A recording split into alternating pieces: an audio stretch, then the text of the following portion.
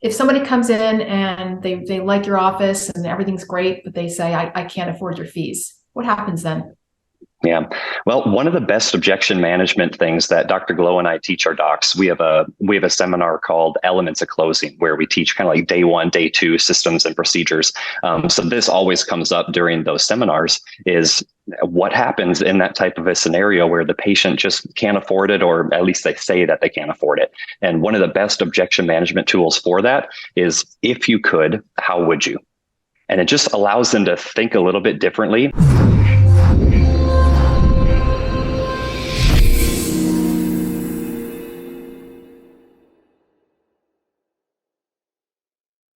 Hello, everybody. Dr. Ron Oberstein, president of Life Chiropractic College West, and welcome to another edition of our Life by Life West.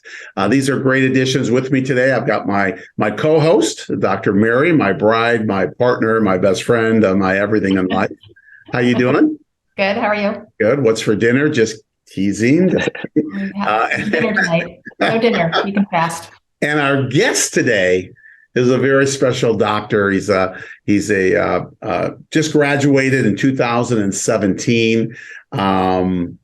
He's just a phenomenal chiropractor. When you kind of hear about this, it's Dr. Ryan Carlson. Welcome with us, Ryan. Thank you so much for having me. I'm excited to be here. Yeah, we're excited to have you, man. I mean, Ryan, we met each other about 5 years ago, maybe. Yep.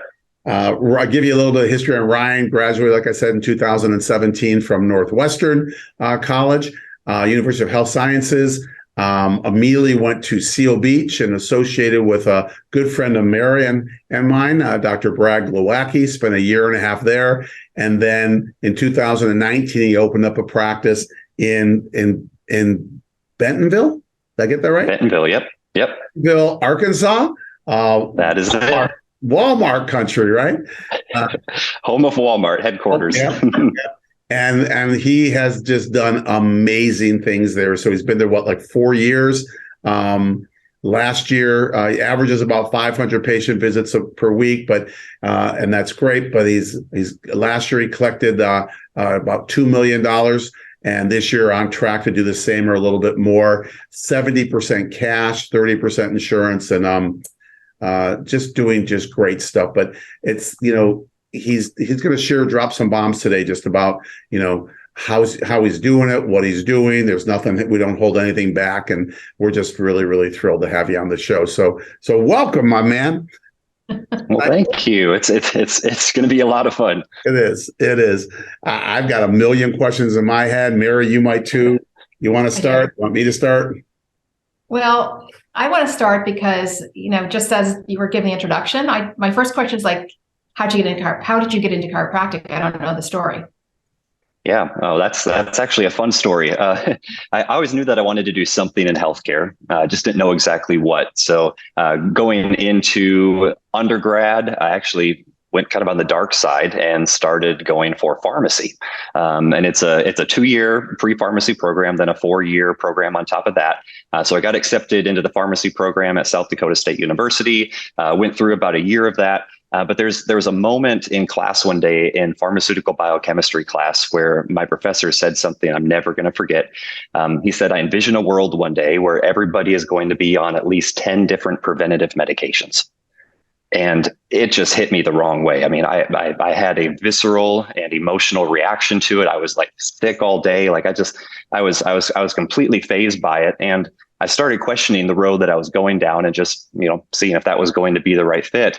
But thankfully at the time, my sister-in-law was a chiropractic student. She had just started chiropractic school. She graduated 1 trimester ahead of me. She was a CA at a Vitalistic chiropractic office before that, and she started sharing some of those principles with me. I actually read my first green book before I switched professions, and I went to chiro school. So did you grow up in South Dakota? I grew up in Minnesota, so a couple hours from the school. Okay, all right, cool. Wow, that's like amazing. I mean, it's just like when you talk about drugs, whether pushed or prescribed, it doesn't mean that they're healthy. And to think about 10, right. What they're saying right now is that that every decade of somebody's life, For the average American, every decade is the amount of drugs that they're on. So if you're in your 50s, your fifth decade, you're usually on about 5 drugs. My father just turned 97 a few days ago. That would put him on almost 9.7 to 9.5 to 10 drugs, right? Yeah. Which he's not on. It's crazy. I mean, I don't believe that. I guess what he was saying was better living through chemistry, right? That's exactly what he was saying. It just rubbed me the wrong way. I just couldn't go through the rest of my career doing that. So thankfully made the switch. Yeah. And thank God he said that.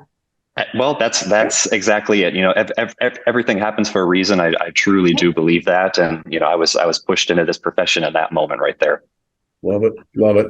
Well, obviously, Ryan, you've got, you're doing great in practice, right? And hopefully, I sense you're probably keeping your balance. You're taking vacations. You're doing all that stuff. Share with us, how, what you've done to create the practice that you have right now, 4 years out, actually, probably right from the get-go, because the last 2 years have accumulated, your third and fourth year were the $2 million collection years. But practice, what'd you do? Yeah, well, I always have to give props to my mentor, which is Dr. Brad. Just phenomenal chiropractor in Southern California. Really good friend of yours. In fact, he's had you guys come to some of our level up trainings that we've done for some of our doctors in the past. In fact, at the time of this recording, Mary, we just had you come out to one of ours recently, and the feedback was phenomenal. People loved you. Ron, you've come to some in the past. The feedback was, but no, it's always really, really good. always take secondhand on my happy to come out. But yeah, I really learned a lot of the systems and procedures that I run from Dr. Brad Glowacki. So that was huge. But then opening my practice in Northwest Arkansas, the very first year, what I really focused on when I got to Northwest Arkansas was making sure that I got my name out there, kind of running for community chiro, and just making sure that I was known within the community, making relationships, and ultimately getting those new patients into the doors from the get-go. So started that. We actually hit 200 visits a week, week 7 of being open. We were at 400 a week at the end of year 1. So as far as I know, and not to brag, I'm usually a super humble dude, but I'm one of the only chiropractors that I know of that have collected over 7 figures in year 1 of practice being open, seeing over 400 a week. That's great. That's great. Yeah. And the question I have for you is, obviously you're not giving away your services, because we can grow practice giving it away, right? You're charging, but you're also, I know you as a servant, you're also taking care of people if they need to be taken care of, right? Absolutely. How do you find the balance with that? Well, it's one of those things where I really think within this profession, we can very easily give the care away. And that is because we have those servant hearts. That's why most of us got into this profession, is because we want to give back. Maybe we had a life altering experience ourselves with an adjustment, and we just want to make sure that everybody can receive it. And that's phenomenal. But I also want to make sure that people value it too, because what's valued really holds the highest regard for that patient. So if they really value the care that you're giving and are willing to exchange money in results to get that care, then I think that's ultimately going to be one of your best patients. Because I've had some patients with really low copays. We have a few plans that are really, really good in the state of Arkansas, and those are typically the patients that drop out of care early because the value just isn't there. They're not paying for the service. There's not that fair exchange, versus my cash patients that are paying full fee. They're the ones that finish their care plans. They do great. They get the miracles. They refer. Like those are my favorite patients, and it's because the value's there. So I have a question for you, because your story is so good. I just want to hear so much of it. I want to rewind a little bit. When you said I got out there in the community, what did that mean? How did you get out there? Yeah, I went to every event that was out there. Any networking event. In the month before my doors were supposed to open, I was at every community event, farmers markets, health fairs, basically anywhere where people met. I just made sure that I was there, shaking hands, passing out business cards. In that last month, already starting to schedule appointments, getting people on the books, just anywhere where people met. I made sure that I was there, and I was starting to gather contacts, because my big goal eventually was to have those individuals come to my grand opening, which I did about a month after I opened, once I had my systems tight.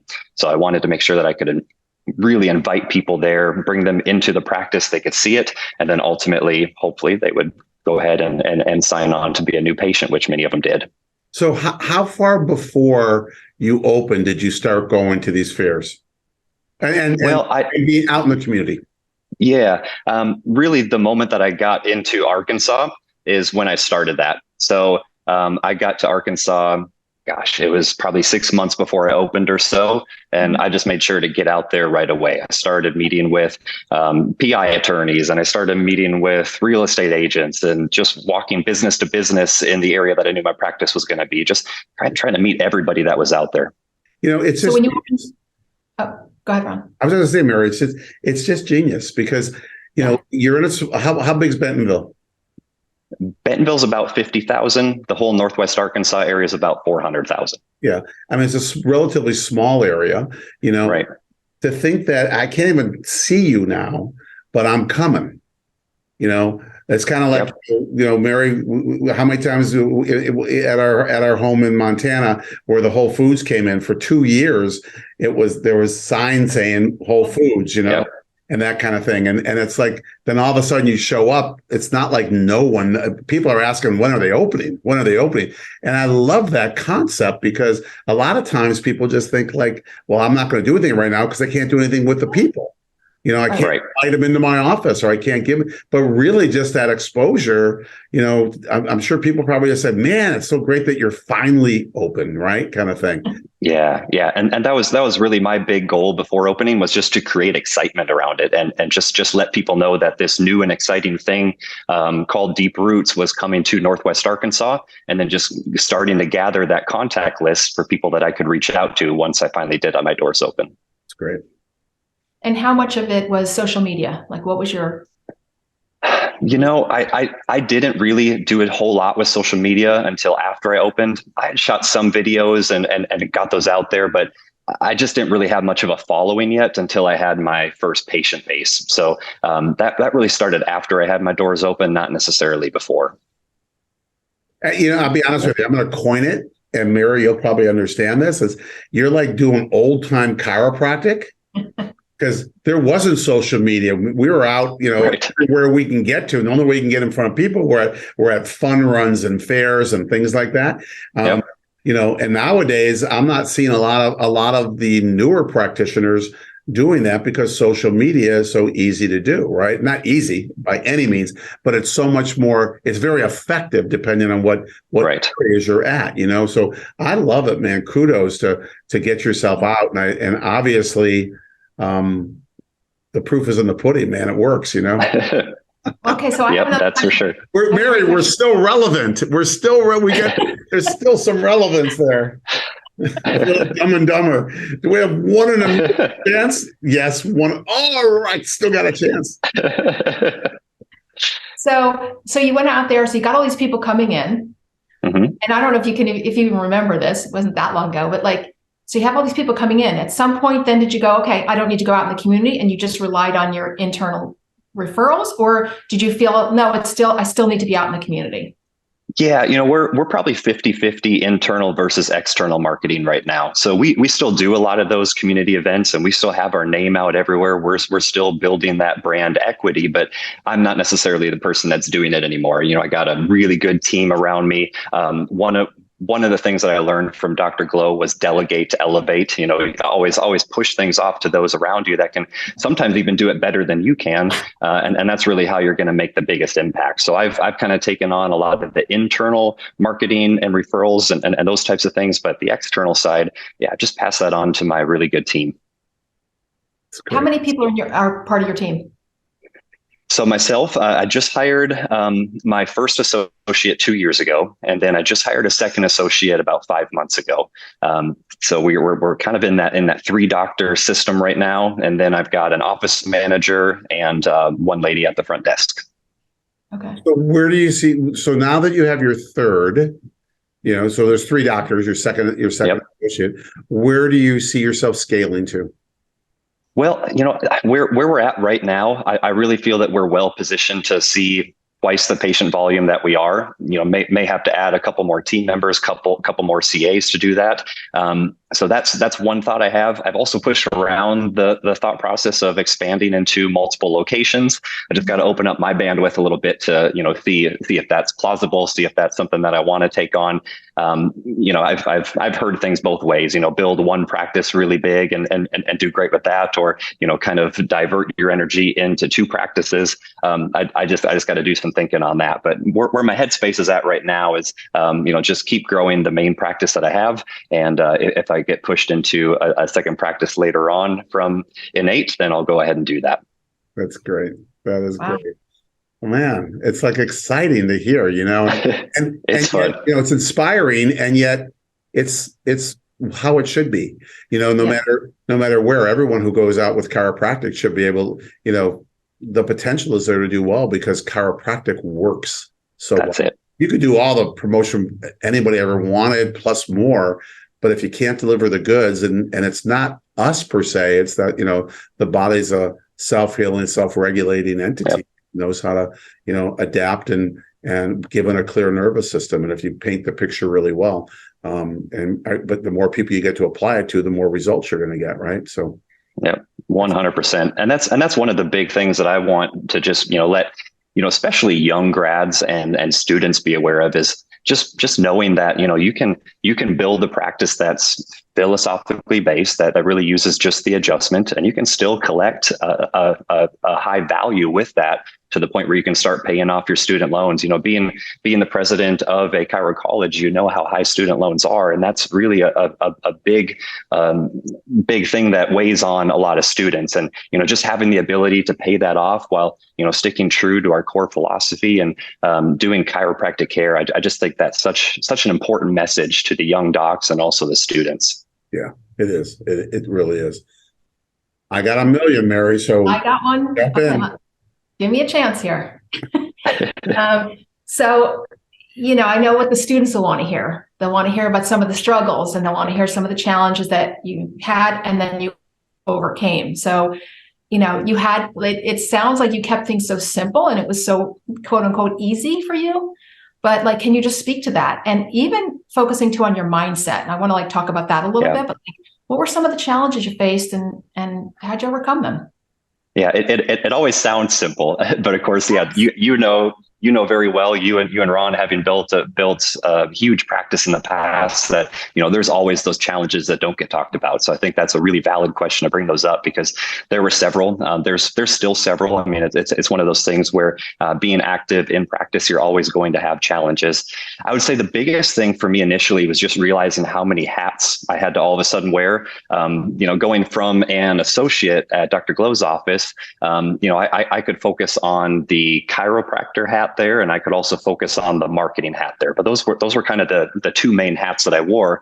Now, going into my own practice, I was all of a sudden also an HR manager, and I was an accountant to some degree. I was looking at numbers more so than I ever was before. I still had the marketing hat, still have the doctor hat with the care aspect of it. So just all those different things, and all of a sudden you're having to really make sure that you divert your energy in the right ways and in the right proportions to make sure that you're getting the right results. So I'd say the biggest challenge for me was actually the HR management component of it. I've been a leader in several ways in my past, and I've managed teams, and I've led things like that. But that was really a new thing for me, being an employer versus always kind of being an employee in the past. Really just switching my mindset over with that and learning how to lead a team. Definitely made some mistakes along the way.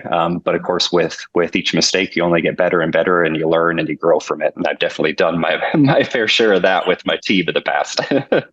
So was that a big one? Like if I was to ask you even right now, because I don't think it changes. I don't think it matters if you're seeing 100 visits a week or 500 visits a week or 1,000 or 5,000. It doesn't matter. The same challenges present themselves. They might just present themselves in a larger scale or in a different light. What keeps you up at night? Well, I would say the big thing that keeps me up at It is still probably the team component. Just things that come to my desk on a daily basis from my team. Just problems that they're working with their stations, and I'm always trying to keep in the back of my mind that I do not need to micromanage them. I just want to make sure that I'm not that type of a boss. I'm not that type of an employer, because nobody likes to be micromanaged. But at the same time, also trying to keep the stats, trying to keep the metrics, and making sure that everybody is pulling their own weight and we're still moving in the right direction. So that is probably the thing that still is the biggest challenge for me, is just making sure that my team is managed properly, that they all feel fulfilled within the positions that they're in, and really that they have that value in chiropractic like I do, because of course what they say to every patient is a reflection of myself and really what Deep Roots stands for. So just making sure that they have that same conviction and that same ability to share the value of what we do with our patients is key. So just always learning how to do those things and how to make that better. That's great. That's well, great. and it sounds like you kind of said that too. It's a matter of I think early on, I used to think I had to micromanage to get them to a certain point. Yeah.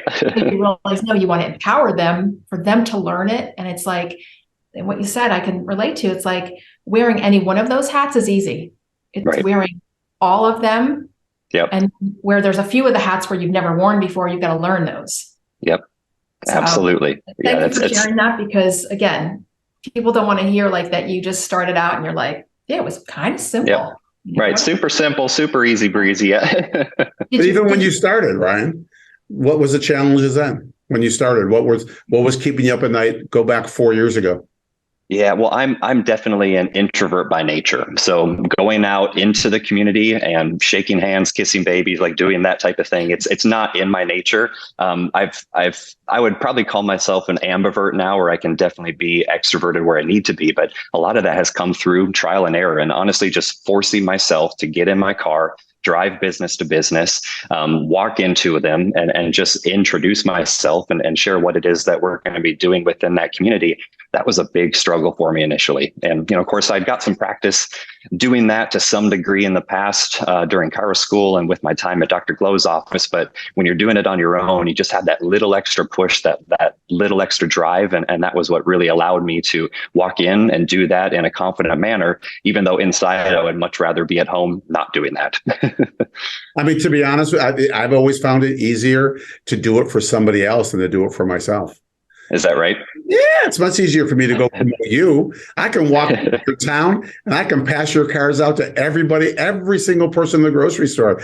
They're never going to see me again, or if they, hey, you are welcome anytime you want to. I know. It's easy, but to do it for myself.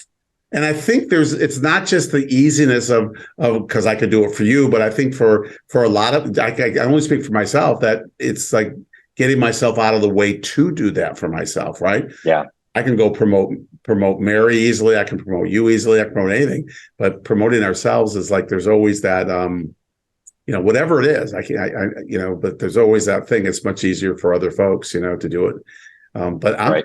Man, it sounds like you did kiss a lot of babies and you got out there, and people, when you go out now, do people recognize you? Are people not that you're a celebrity, but do people recognize you? You go for dinner, people say, hey, Dr. Ryan, I saw you, we met at the, you came in us, or.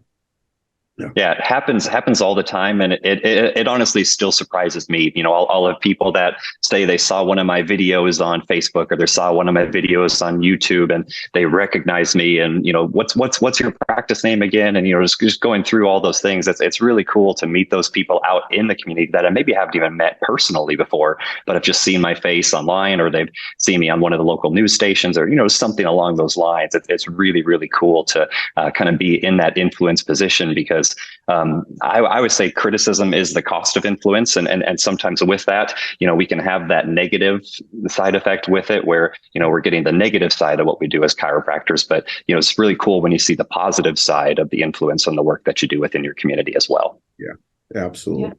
Yeah. How do you hold the line? So, everyone's always, like you talked about, creating value, which I love, right? And value for the service we give. And that allows people, and we all know that when people pay, they're going to get well because they're invested, or I should say that anyone can get well, but they're invested. They're investing in themselves. Right. Someone wants to leave, or they don't have a good experience. They want their money back. especially in a small town. How do you deal with that without creating a negative brand awareness?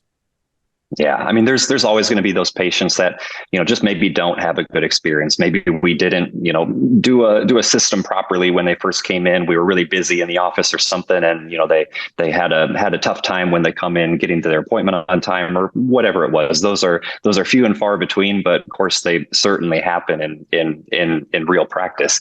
And with those scenarios, I just try to make sure that they can leave with their dignity. And that's something I learned very quickly from Dr. Glow's office is if there's ever a patient that, wants to quit care early, refund them quickly. If there's ever someone that doesn't have a great experience and they don't want to start care, just don't ever belittle them for that, but let them leave with their dignity and even give them a referral to another chiropractic office. Sorry, we weren't a great fit here, but I'd love to give you 2 or 3 other locations in the area that I think would serve you really well. I just want to make sure that you get the care that you need. Just that type of a mentality rather than leave and go on to medicine and surgery. I came from that side of healthcare. I don't want to push people into that. Yeah, I love it. And I want to snowball on that topic. If somebody comes in and they like your office and everything's great, but they say, I can't afford your fees, what happens then? Yeah.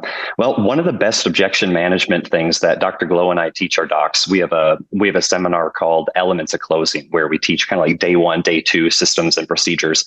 So this always comes up during those seminars is what happens in that type of a scenario where the patient just can't afford it, or at least they say that they can't afford it. And one of the best objection management tools for that is, if you could, how would you? And it just allows them to think a little bit differently in that scenario. And we've had patients that would say something like, well, I got to put it on 2 different credit cards, or, I have to call my grandma, I'd have to call my grandpa for money again. They've already done it in the past. My thing is always, if it's someone that's like in massive credit card debt, like they've spent a lot of money on several different things to try and find a solution to their problems, whether it's healthcare or other problems in their life, like, in some sense, that's a buyer. Like that's someone that is ready to say yes to things. And we have really superior products. So I don't feel bad at all having someone go into a little bit more debt in order to get out of whatever ailment or, issue is causing strife within their life. Because if they can get rid of that, then ultimately they can go on and be a better version of themselves. And then they'll have the opportunity to make that money back. So that's really my mindset is, if you could, how would you? And then it just allows them to change their frame of reference a little bit and think through their situation. How can I make this work? And then that way, even though it may not be super affordable for them, they're still going to be able to value the care because they're still paying full fee. And I didn't just drop it, because that's one of the biggest issues I have is if you say my fee is $60 a visit, but then you say, oh yeah, I guess you can't afford it. Why don't you come in for 30? It's like, well, why didn't you just offer that the first time? It's so inauthentic. Yeah. Yes. Right. Yes. Oh man, we can forever. I love you, Ryan. Man, I just love it. But all good things come to an end, but we will get you back on the show. Listen, before we end, we always on our Life by Life West ask 2 questions, but we want an innate response, no more than 15 to 20 seconds, because otherwise we're thinking, right? And sure. So we're going to ask you 2 questions. And Mary, you doing the first? I'll do the first one. All right. Okay. If you, knowing what you know now, and it wasn't that long ago, if you could go back and give yourself advice right before you started first trimester at Northwestern, what would you say to yourself? What advice would you give yourself? Man, I would tell myself to go visit every single chiropractic office that's in the area and write down what you like, write down what you don't like, write down the systems and the procedures that you see that work really well, write down the ones that don't work really well, because oftentimes you learn more from what doesn't work and what you don't see producing results than you do in the opposite. I love it. Great answer. All right, I'm coming in hot with number 2.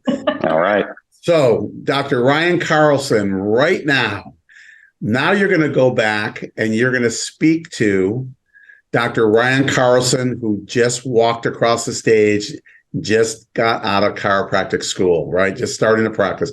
What advice would you give to that, Dr. Ryan?